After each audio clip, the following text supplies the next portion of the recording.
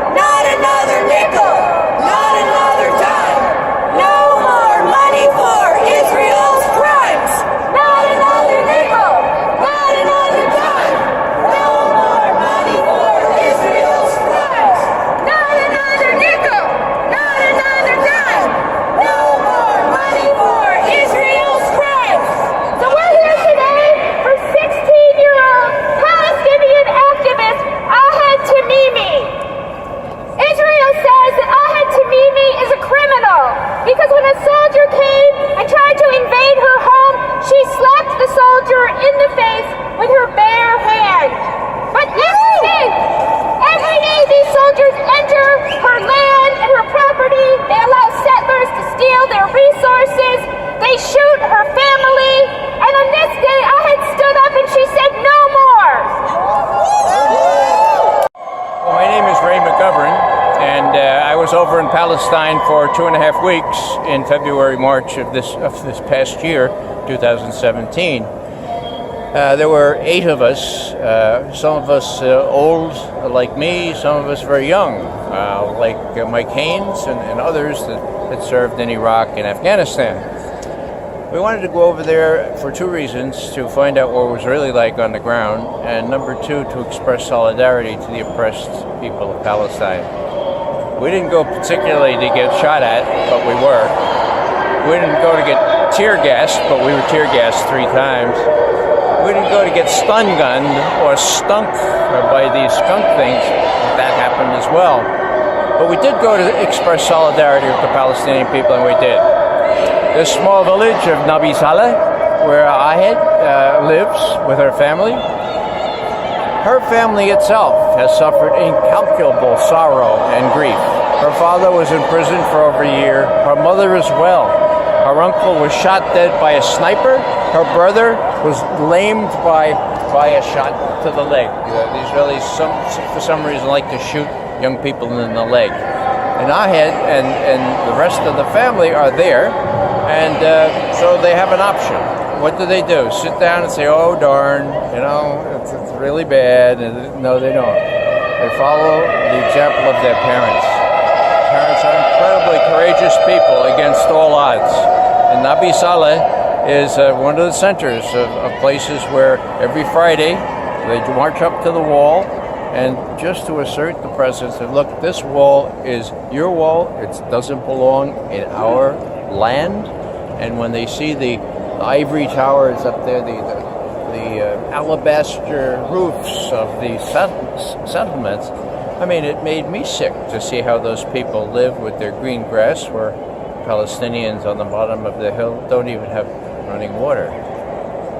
One, we are the people too, a little bit louder, 3, and we want justice for Ahed now. 1, we are the people too, a little bit louder, 3, and we want justice for Ahed now. As I talked to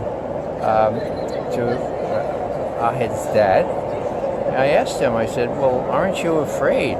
Aren't you afraid that they could take your house at any time? It's on the demolition list.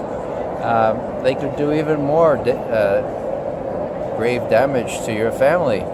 And he looked at his teenagers, and he looked at me, he said, "Mr. McGovern, I'm going to tell them not to resist.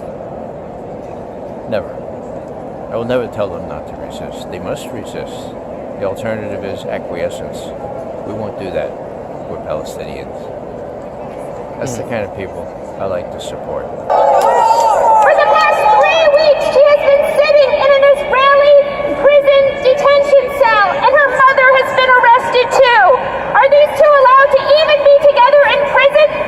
No, they're separated even in prison. And they've charged Ahed with 12 charges, and they intend to put her away for up to 10 years or more. This is a child, and this is a regular occurrence in Israel, to imprison and torture children. And we're here to say no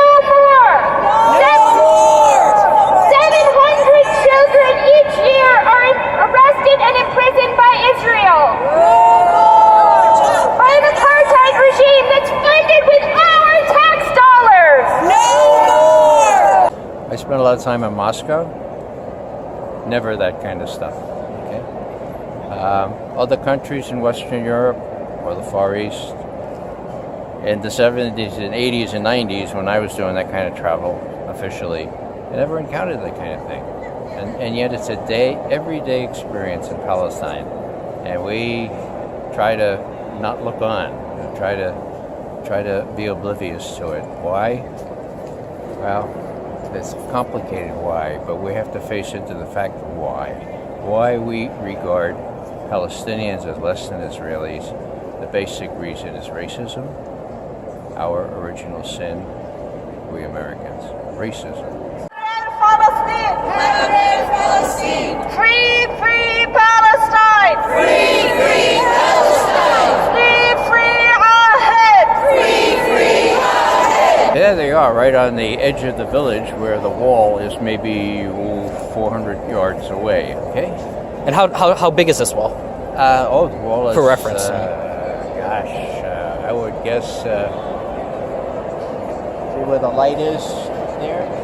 Yeah. The light starts, that's how big it is. And there's one gate in there, and the soldiers come out in the gate and start shooting tear gas and that kind of thing. But the wall is there. It's an ugly presence. Walls divide people, and that's precisely what the Israelis want to do. So their settlers can live in luxury on top of the hill. It's a human tragedy, but it's a human spirit that won't die. And Ahed is really the personification of that. One of the things she did, Miko Peled, who is a good friend of mine, is an Israeli citizen as well as an American citizen, and he was protesting in Nabi Saleh just 2 months after we were there. The soldiers grabbed him, and they were going to, do violence to him, it looked like. So Ahed ran up, put her arms around him, and wouldn't let go. It was the most moving thing. Yeah. They had to pry Ahed off Miko. Supporters of the Tamimi family and the other Palestinian activists from having access to their support on the outside, here across the world. So Israel put out a ban on 20 organizations around the world. Here in the U.S., we're going to cheer on each of these organizations that has been banned by the state of Israel. So let's start with Codepink. We are honored to be part of that band.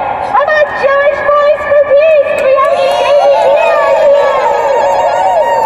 Well, take the Codepink people who have been there several times. Take the people who have tried to get there, as I did on the U.S. boat to Gaza. Didn't get there. Take the kind of solidarity that's expressed just by a personal visit, by personal visitations. They want to stop that. Why? Well, they want the Palestinians just to all go away, starve to death, or emigrate, or they just want to make life unbearable for them. Every now and then they use the expression, well, every 6 or 7 years we have to mow the grass, mow the lawn. What that means? Explain, please. That means go ahead into Gaza, go ahead into villages in the West Bank and cause death and destruction. Just mow them down kill a couple hundred people. And you have to do that every couple of years. So it's like a collective punishment? Yeah. Yeah. Just to show them who's boss. Mm-hmm. Just to make life unbearable for them.